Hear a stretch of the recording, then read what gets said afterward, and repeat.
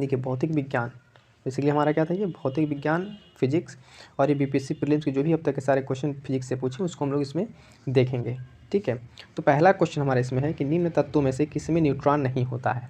Okay, कौन सा ऐसा तत्व है जिसमें न्यूट्रॉन नहीं होता है? ऑप्शन हमारे पास है, देखिए ऑक्सीजन है, हाइड्रोजन, नाइट्रोजन, तांबा, और जो पांचवा आंसर इसमें इंट्रोड्यूस हुआ है ऑप्शन बेसिकली उपयुक्त में से कोई नहीं है, एक से अधिक, ये जो आपका है माइनस मार्किंग की तरह काम करता है इसमें। ठीक है, तो इसका जो राइट आंसर होगा ऑप्शन सी, हाइड्रोजन। ठीक है, हाइड्रोजन इसका राइट आंसर होगा कि इसमें से ऐसा ये एलिमेंट है जिसमें न्यूट्रॉन नहीं होता। अब देखिए हाइड्रोजन बेसिकली इसका परमाणु क्रमांक 1 होता है, परमाणु क्रमांक 1 होता है, और साधारण जो हाइड्रोजन होता है उसका समस्थानिक में उसमें कोई न्यूट्रॉन नहीं होता है। जैसे कि अगर हाइड्रोजन का हम देखें तो भारी समस्थानिक जो ड्यूटेरियम है उसमें 1 न्यूट्रॉन होता है, जबकि और उससे भी ज़्यादा भारी हाइड्रोजन समस्थानिक ट्राइटियम अगर देखें तो उसमें 2 न्यूट्रॉन होता है। ठीक है, तो ये तो था इससे रिलेटेड जो भी कुछ जानकारियाँ। क्लियर है? चलिए हम देखते हैं नेक्स्ट क्वेश्चन। नेक्स्ट क्वेश्चन की अगर बात करें तो नेक्स्ट क्वेश्चन हमारे पास है कि एंगस्ट्राम की इकाई है, यूनिट पूछ रहा है यहाँ पर कि एंगस्ट्राम की यूनिट क्या है। देखिए इसमें दिया हुआ है तरंग दैर्ध्य है, आवृत्ति है, ऊर्जा है और वेग है, फिर लास्ट वाला ऑप्शन ई है। तो देखिए तरंग दैर्ध्य की देखें तो अगर एंगस्ट्राम बेसिकली है क्या, तो एंगस्ट्राम जो ये तरंग दैर्ध्य के लिए, यानी इसका राइट आंसर होगा ऑप्शन ए, तरंग दैर्ध्य की यूनिट है। अब देखिए एक एंगस्ट्राम कितने मीटर के बराबर होता है, तो अगर एक एंगस्ट्राम की अगर हम बात करें तो ये बेसिकली होता है 10⁻⁻10 मीटर। ठीक है, 10⁻⁻10 मीटर एक एंगस्ट्राम बराबर होता है। तो इस तरीके से ये इन्फॉर्मेशन भी हमको अपने साथ लेके चलनी है कि हमें ये चीज़ का नॉलेज होना ज़रूरी है कि एक तरह जैसे टर्म्स आ रहे हैं उसके साथ ही और अदर इन्फॉर्मेशन क्या आती है इसके साथ। ठीक है, नेक्स्ट क्वेश्चन अगर हम देखें तो हमारा क्वेश्चन नंबर थर्ड हमारे पास क्या है कि प्रकाश वर्ष किसकी इकाई है। ठीक है, अभी जो प्रकाश वर्ष है बेसिकली पूछ रहा है किसका यूनिट है। ओके, तो इसमें दिया हुआ है हमारे पास ऑप्शन है समय है, गति है, दूरी है, प्रकाश की तीव्रता है, और लास्ट वाला भाई उपयुक्त में से कोई नहीं या उपयुक्त में से एक से अधिक। तो देखिए इसका जो राइट आंसर हो जाएगा ऑप्शन हो जाएगा सी, दूरी। ठीक है, ये जो प्रकाश वर्ष है वो दूरी का मात्रक है। अब देखिए एक प्रकाश वर्ष होता क्या है, तो जो प्रकाश वर्ष है, ठीक है, ये लाइट द्वारा एक वर्ष में तय की गई दूरी, जब भी लाइट जो है 1 ईयर में जितनी डिस्टेंस तय करती है उससे हम लोग कहते हैं प्रकाश वर्ष। ठीक, उस दूरी को। और एक प्रकाश वर्ष जो है बेसिकली वो कितने के बराबर होता है, कितने मीटर के बराबर होता है अगर पूछा जाए, तो एक प्रकाश वर्ष आपका होता है 9.46 ओके इंटू 10⁻15 मीटर के बराबर होता है। तो यहाँ से हम एक क्वेश्चन ये भी बन सकता है कि अगर आप डायरेक्टली क्वेश्चन में दे दे एक प्रकाश वर्ष कितने मीटर के बराबर होता है, तो उसमें आपका आंसर होगा 9.4 इंटू 9.46 इंटू 10⁻15 मीटर। क्लियर है? ये भी क्वेश्चन 2020 बीपीएससी प्रीलिम से पूछा हुआ क्वेश्चन है। देखिए अगर आप पहले से चीज़ों को पढ़ चुके हैं तो भी आप रिवीजन के तौर पे भी देख सकते हैं, केवल सुन सकते हैं, तो इस तरीके से आप अपनी तैयारी को और बेहतर मजबूत कर सकते हैं। क्लियर है? नेक्स्ट क्वेश्चन अगर हम देखें क्वेश्चन नंबर हमारा 4, क्वेश्चन नंबर 4 हमारा क्या कह रहा है, इसको अगर देखें कि आवृत्ति को मापा जाता है। अब देखिए फिर यहाँ पर यूनिट पूछ रहा है। क्लियर है? ऑप्शन दिया होगा हर्ट्ज में, रेडियन में, मीटर पर सेकंड में, वाट में। क्लियर है? तो यहाँ पे इसका राइट आंसर होगा आवृत्ति को नापा जाता है हर्ट्ज में, that is option A will be the right answer. Clear है? अब देखिए जो आवृत्ति है, ये जो इसका मात्रक हर्ट्ज है, ये एसआई मात्रक है। अगर आपसे पूछ ले कि आवृत्ति का एसआई मात्रक क्या होता है, तो एसआई मात्रक क्या बताएंगे, हर्ट्ज बताएंगे। यही जो मात्रक इसका है कि एसआई, इसका ईसाई में यूनिट होता है। अब देखिए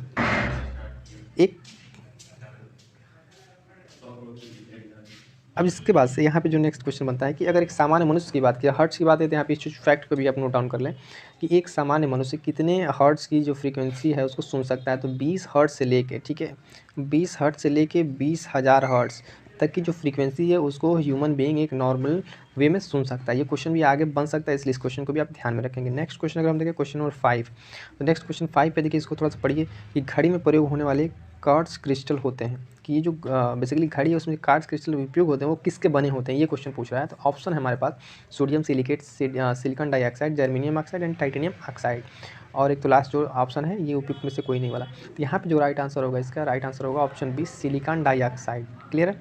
सिलिकॉन डाइऑक्साइड जो है ये क्वार्ट्ज क्रिस्टल में के तरह घड़ी में प्रयोग होता है। अब इसके बारे में अगर देखें आप, तो सिलिकॉन डाइऑक्साइड बेसिकली होता है, ये रॉक क्रिस्टल के रूप में पाया जाता है। किस तरह में? रॉक क्रिस्टल के रूप में पाया जाता है। इसका मैक्सिमम जो उपयोग होता है वो कमर्शियल यूज है, ठीक है, और ये ह्यूमन मेड है, ठीक है। और इसका अदर वे में अगर अदर जगहों पर अगर हम आप इसका प्रयोग देखें तो रेडियो आप कह सकते हैं, रेडियो में, एंड देन उसके बाद टेलीविज़न में भी किया जाता है। तो ये था हमारा क्वेश्चन नंबर 5। ठीक है, ये भी पीपीएससी 17 में पूछा। और नेक्स्ट क्वेश्चन हमारा क्वेश्चन 6। अब देखिए हर्ट्स में क्या मापा जाता है। अभी हमने क्वेश्चन को डिस्कस किया कि आवृत्ति के बारे में, फ्रीक्वेंसी इसमें मापी जाती है, ऑप्शन दिया होता है इसमें राइट आंसर, ऑप्शन इस पर ज़्यादा डिस्कस करने की ज़रूरत नहीं है, वही चीज़ आप में रिपीट हुआ क्वेश्चन। अब देखिए जो लोग कहते हैं क्वेश्चन रिपीट नहीं होता, उस बात पर ध्यान रखें कि क्वेश्चन रिपीट होते हैं और ये क्वेश्चन हमसे गलत नहीं होने चाहिए। अगर आप नो डाउट के एग्ज़ाम क्वालिफाई करना चाहते हैं तो आपको ये स्ट्रेंथ बनानी होगी कि हमारा जो क्वेश्चन है रिपीटेड क्वेश्चन वो गलत हमसे ना हो। नेक्स्ट क्वेश्चन हम लोग देखते हैं क्वेश्चन नंबर 7। क्वेश्चन नंबर 7 हमारे पास क्या है कि विद्युत शक्ति की इकाई, फिजिक्स का है तो यूनिट पे ज़्यादा फोकस रहेगा कि यूनिट मिक्स करके देगा उसमें। ऑप्शन ए है एम्पियर, देन वोल्ट, कूलाम, वाट। ठीक है, तो इसका राइट आंसर क्या होगा, इसका राइट आंसर होगा ऑप्शन डी। इसका राइट आंसर होगा ऑप्शन डी, वाट। अब देखिए विद्युत शक्ति का यूनिट पूछा, तो ये विद्युत शक्ति बेसिकली होता क्या है, ये कार्य करने की दर होता है, कार्य करने की दर यानी वर्क अपॉन टाइम। ठीक है, वर्क अपॉन टाइम यूज होता है। और इसका जो मात्रक है ये एसआई मात्रक है, ये भी याद रखें कैसा मात्रक है, एसआई मात्रक है। क्लियर है, तो इस तरीके से क्वेश्चन को हमको डील करना है। नेक्स्ट क्वेश्चन हमारे पास है क्वेश्चन नंबर 8। ये क्वेश्चन क्या कह रहा है कि दृश्य स्पेक्ट्रम के तरंगदैर्ध्य की सीमा है। अब देखिए ये जो रेंज है बेसिकली आपको ये कहीं पर डायरेक्ट इसका आंसर नहीं उतना मिलेगा, बट आपको एक रेंज देखना है, कौन अप्रोप्रिएट रेंज इसमें सही होकर आ रहा है। तो इसमें जो राइट आंसर है आपका 39 एंगस्ट्राम से लेके, ठीक है, 3900 एंगस्ट्राम से 70, यानी ऑप्शन बी जो आपका है इसमें आपका सही होगा। ठीक है, इसको आप याद रखें तो फैक्ट के तौर पर कि इस तरह के इतने रेंज का जो आपका इसमें बनता है, इस तरीके से आपका आंसर इसमें बन के आता है। कई बार इसमें बोर्ड्स जो बिहार बोर्ड्स है, ठीक है, वो इसमें आयोग इसमें इस तरह में कई बार आंसर को कई बार गलत किया है या फिर कोई और आंसर इसमें अप्रोप्रिएट मान लिया है। नेक्स्ट क्वेश्चन उसी से रिलेटेड है, क्वेश्चन नंबर 9। सौर विकिरण में निम्न में से किस परास में दिखता है, वही परास की बात कर रहे थे यहाँ पे, वही 400 से 700 नैनोमीटर यहाँ पे बात की जा रही है नैनोमीटर की। तो नैनोमीटर पर आप बेसिकली ध्यान देंगे कि यूनिट क्या है, किस यूनिट में पूछ रहा है। ठीक है, एंगस्ट्राम में पूछा है फिर नैनोमीटर में पूछ रहा है। अगर ही एंगस्ट्राम में पूछता तो वही हमारा 3900 एंगस्ट्राम से 7000 के आसपास था। अभी नैनोमीटर में तो 4000 से लेकर 400 से लेकर 700 नैनोमीटर के बीच में बात कही गई है। ये भी क्वेश्चन 2 बार रिपीटेड है बीपीएससी प्रीलिम्स 2011। तो प्लीज़ फोकस करेंगे इस चीज़ पर, आप इसको समझते हुए चलेंगे। नेक्स्ट क्वेश्चन नंबर 10 हमारा है, आर्द्रता किस उपकरण से नापी जाती है। ओके, ह्यूमिडिटी मेजर करने कौन सा इंस्ट्रूमेंट है। ऑप्शन आपके पास है hydrometer, pyrometer, hygrometer and lactometer. Okay, तो इसमें जो इसका राइट आंसर हमारा देखिए बनेगा हाइग्रोमीटर। क्लियर है, हाइग्रोमीटर से क्या हम लोग मापते हैं, बेसिकली आर्द्रता मापते हैं। और ये जो हम लोग हाइग्रोमीटर से मेज़र करते हैं आर्द्रता, ये जो एक सापेक्षिक आर्द्रता है, रिलेटिव टू ह्यूमिडिटी मेज़र करते हैं। इससे आप लिक्विड या फिर जल इस तरह का जो कंपेरेटिवली आप डेंसिटी का मापन करते हैं। ठीक है, इसमें एक और देखिएगा दिया हुआ लैक्टोमीटर से आप देखते हैं दूध का इससे मेजरमेंट करते हैं, मिल्क का।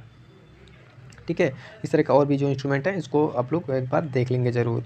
Next question 11। क्वेश्चन नंबर 11 क्या है कि दाब की इकाई क्या है। ठीक है, क्वेश्चन है दाब, प्रेशर, न्यूटन पर वर्ग मीटर। ठीक है, newton metre, newton per metre, newton metre square, like that. ठीक है, तो इसका जो राइट आंसर है, पहले देखिए फॉर्मूला आपको क्लियर होना चाहिए, फिर इसके जो भी बेसिक फार्मूले वो आपको क्लियर होने चाहिए। तो इसका जो राइट आंसर बन के आएगा, इसका ऑप्शन बनेगा option A, Newton per metre square, यानी option A will be the right answer. अब देखिए इस प्रेशर बेसिकली होता क्या है, पी इज इक्वल टू होता है एफ अपॉन ए, मतलब कि किसी जहाँ पे किसी यूनिट एरिया पे कौन सा फोर्स लग रहा है, तो फोर्स यूनिट तो न्यूटन, ठीक है, एरिया तो एरिया का मीटर, मीटर स्क्वायर यानी मीटर स्क्वायर। तो इस तरीके से हम इसको फार्मूले से हम लोग इसको कैलकुलेट करते हैं। ध्यान रखिएगा जो ये इस यूनिट है इसका, इसे हम लोग अदर नाम से भी जानते हैं जिसको हम कहते हैं पास्कल। क्या कहते हैं, पास्कल, बेसिकली पास्कल।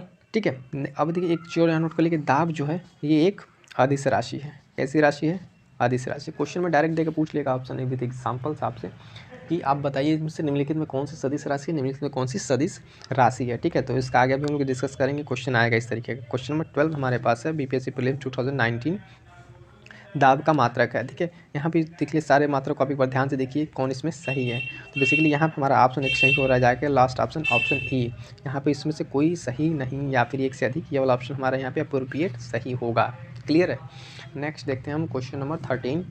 ये पूरी एक क्वेश्चन की सीरीज़ है जो अब तक के सारे क्वेश्चन पूछे उनका एक कंपाइलेशन है। आप इसको बेहतरीन तरीके से चाहे तो रिवीजन के तौर पे भी देख सकते हैं, या फिर आप कंसेप्ट तो इतना नहीं है इसमें, लेकिन बट हाँ जो भी इससे रिलेटेड थोड़े एक दो फैक्ट उसको डिस्कस किया जा रहा है, क्योंकि एक सिर्फ क्वेश्चन प्रीवियस रिवीजन की वीडियो, तो इसको आप लोग ध्यान से देखिएगा।